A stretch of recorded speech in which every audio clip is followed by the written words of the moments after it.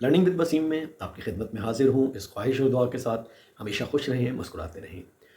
जिस जिस तरह आपको मैंने अपने पिछले प्रोग्राम में बताया था उन इन्वेस्टर्स के बारे में जिनकी इन्वेस्टमेंट बड़ी लिमिटेड है, स्मॉल इन्वेस्टमेंट है और वो 2 लाख से लेके 20 लाख रुपए तक की इन्वेस्टमेंट करना चाहते हैं। तो उसको मैंने सेग्रीगेट किया था। पहली किस्त में मैंने आपको ये बताया था कि जिनकी सोर्स ऑफ इनकम 2 लाख रुपए से लेके 10 लाख रुपए तक है, वो प्रॉपर्टी में किस तरह इन्वेस्ट करें। और आज मैं आपको बताऊंगा कि जिनके पास 10 लाख रुपए से लेके 20 लाख रुपए तक की अमाउंट सेविंग में है, वो किस तरह इन्वेस्टमेंट करें। तो यहाँ अगेन मैं आपको अपने पिछले प्रोग्राम से रिलेटेड एक चीज़ बताऊंगा कि सबसे पहले तो आपने इमरजेंसी फंड क्रिएट करना है। तो इमरजेंसी फंड आपके पास इतना होना चाहिए कि आपके 1 साल की ज़रूरियात, घर के खर्चे या घर की ज़रूरियात के इक्वलेंट अमाउंट आपके पास होना चाहिए, जो आप इन फॉर्म ऑफ गोल्ड में रखें या इन फॉर्म ऑफ बैंक में रखें।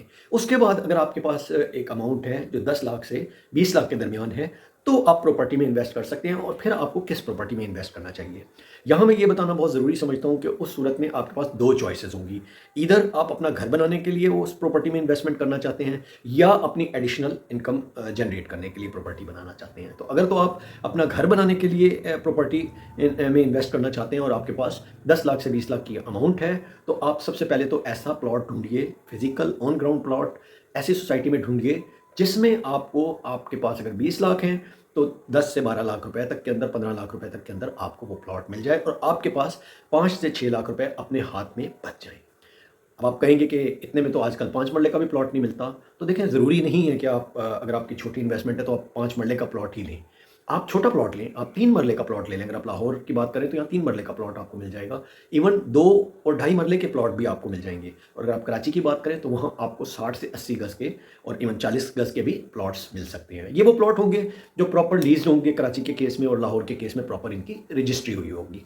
तो ऐसी चीज़ ढूंढिए, उस पर वर्क कीजिए, जल्दबाजी ना कीजिए, क्योंकि ये आपकी बड़ी मेहनत से कमाया हुआ पैसा है। तो इसको इन्वेस्टमेंट करने में सिर्फ आप जो मार्केटिंग कंपनीज के प्रोग्राम्स देख के फैसला ना कर लीजिए कि आपको कहाँ इन्वेस्ट करना है। आप पूरी वर्किंग कीजिए, घूमिए, चेक कीजिए, जगहें देखिए, उसमें रहने वालों से पता कीजिए कि उसके क्या पोर्स एंड कॉन्स हैं, और देन उसके बाद डिसाइड कीजिए। और कोशिश ये कीजिए कि अगर आपके पास 20 लाख रुपए हैं तो आप 15 लाख रुपए तक का प्लॉट लीजिए, और अगर आपको 10 लाख रुपए हैं तो फिर आप 5 से 6 लाख रुपए की जैसे मैं पहले बता चुका हूँ कि उसमें गोल्ड या कोई ऐसी चीज़ ले सकते हैं। सो अब हम आ जाते हैं कि आपके पास अगर 20 लाख है और आपने कोई प्लॉट देख लिया जो कि आपको 12 से 15 लाख की रेंज में मिल जाता है, तो उस प्लॉट को लेके रिमेनिंग अमाउंट जो आपके पास है उससे आप उसकी बुनियादें या फाउंडेशंस बनवाइए, उसका मैप अप्रूव कराइए, उसकी डॉक्यूमेंटेशन कंप्लीट कीजिए, ताकि आपका पहला स्टेज पूरा हो जाए। और फिर उस फाउंडेशन को कंप्लीट करा के आप स्लोली एंड ग्रेजुअली उसमें थोड़ा थोड़ा इन्वेस्ट कीजिए और आस्ते आस्ते अपने घर के मुकम्मल करने की तरफ जाइए। आपके पास थोड़े से पैसे आते हैं, आप बाउंड्री वॉल बनाइए, मजीद पैसे आते हैं आप उसमें रूम्स बनाइए, मजीद पैसे आते हैं आप उसमें उसकी रूफ बनाइए, एंड देन उसमें आप इन्वेस्ट कर करके उसको ईजिली आस्ते आस्ते टाइम के साथ साथ उसको कंप्लीट कीजिए। तो ये तो बात हो गई अगर आप घर बनाना चाहते हैं। अब दूसरी तरफ अगर आप चाहते हैं कोई आप एडिशनल इनकम के सोर्स चाहते हैं, तो फिर उसमें ये है कि आप ऐसी दुकान ढूंढिए, ऐसा दफ्तर ढूंढिए जिसमें आप इन्वेस्टमेंट कर सकें और जिसका एक रीज़नेबल रेंट आपको आ सके। और ये भी अगेन वो दफ्तर या शॉप होनी चाहिए जो इजीली रेंट पे जा सके, और जिसके सारे डॉक्यूमेंटेशन कंप्लीट हों, और जिसमें किसी किस्म की कोई लीगल या कोई गवर्नमेंट की या कोई प्रोविंशियल बेसिस पे कोई प्रॉब्लम ना हो, ताकि आपको उसका बेनिफिट हो सके। तो ये 2-3 चीज़ें हैं जिसको मद्देनज़र रखना बहुत ज़रूरी है।